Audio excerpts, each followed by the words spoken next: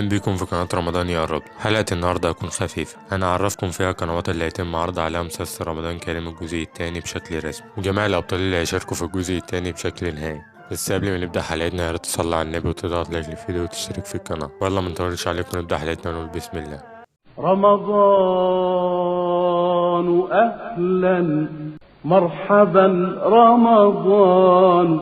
اصحى نايم اصحى، بقينا في شهر الصوم.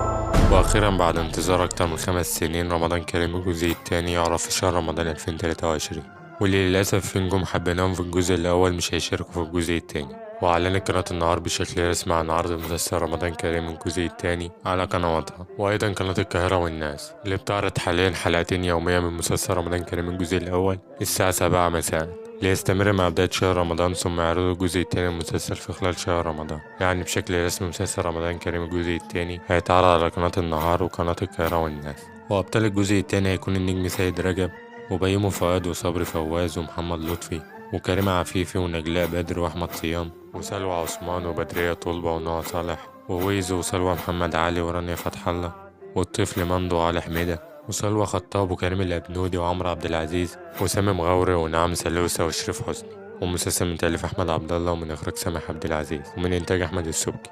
اللهم بلغنا رمضان ويجيب علينا وعلى الأمة العربية كلها بالخير، كل سنة وأنتم طيبين. وبس كده نكون وصلنا لنهاية الفيديو، يا رب يكون عجبكم. يا ريت تضغط لايك للفيديو وتشترك في القناة وفعل زر الجرس، ويلا أشوفكم الفيديو الجاي. سلام.